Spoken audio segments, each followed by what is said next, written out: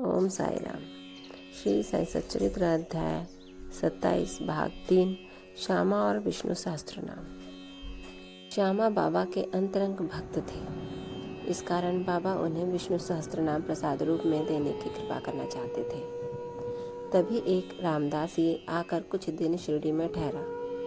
वो नित्य नियमानुसार प्रातःकाल उठता और हाथ मुँह धोने के पश्चात स्नान कर भगवा वस्त्र धारण करता तथा शरीर पर भस्म लगाकर विष्णु सहस्त्र नाम का जाप किया करता था और बहुधा इन्हीं ग्रंथों को ही पढ़ा करता था।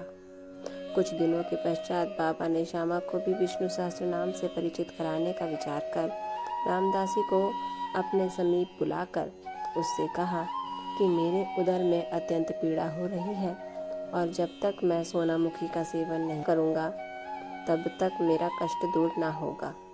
तब रामदासी ने अपना पाठ स्थगित कर दिया और औषधि लाने बाजार चला गया। उसी समय बाबा अपने आसन से उठे और जहाँ वो पाठ किया करता था वहाँ जाकर उन्होंने विष्णु सहस्त्र नाम की वो पुस्तिका उठाई और पुनः अपने आसन पर विराजमान होकर श्यामा से कहने लगे कि यह पुस्तक अमूल्य और मनोवांछित फल देने वाली है, इसीलिए मैं तुम्हें इसे प्रदान कर रहा हूँ ताकि तुम इसका नित्य पठन करो। एक बार जब मैं बहुत रुग्ण था तो मेरा हृदय धड़कने लगा। मेरे प्राण पखेरु उड़ना ही चाहते थे कि उसी समय मैंने इस सद्ग्रंथ को अपने हृदय पर रख लिया। कैसा सुख पहुंचाया इसने। उस समय मुझे ऐसा ही भान हुआ मानो अल्लाह ने स्वयं ही पृथ्वी पर आकर मेरी रक्षा की। इस कारण यह ग्रंथ मैं तुम्हें दे रहा हूँ। इसे थोड़ा धीरे धीरे कम से कम 1 श्लोक प्रतिदिन अवश्य पढ़ना, जिससे तुम्हारा बहुत भला होगा। तब श्यामा कहने लगे कि मुझे इस ग्रंथ की आवश्यकता नहीं, क्योंकि इसका स्वामी रामदासी अति क्रोधित व्यक्ति है जो व्यर्थ ही अभी आकर लड़ने को तैयार हो जाएगा। अल्प शिक्षित होने के नाते मैं संस्कृत भाषा में लिखित इस ग्रंथ को पढ़ने में भी समर्थ नहीं हूँ।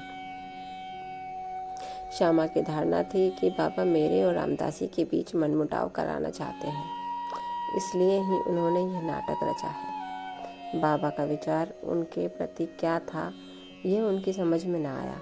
बाबा येन केन प्रकारेण विष्णु सहस्त्र नाम उसके कंठ में उतार देना चाहते थे। वे तो अपने एक अल्प शिक्षित अंतरंग भक्त को सांसारिक दुखों से मुक्त कर देना चाहते थे।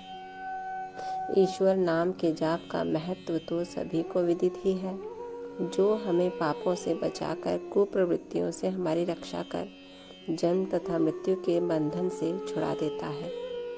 यह आत्मशुद्धि के लिए एक उत्तम साधन है, जिसमें न किसी सामग्री की आवश्यकता है और न किसी नियम के बंधन की। इससे सुगम और प्रभावकारी साधन अन्य कोई नहीं।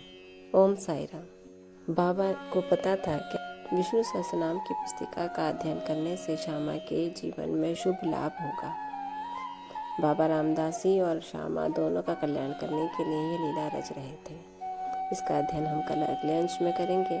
तब तक ओम साई राम। बाबा आप सब पर कृपा रखें, आपको आशीर्वाद दें और कष्टों से दूर रखें। ओम साई राम।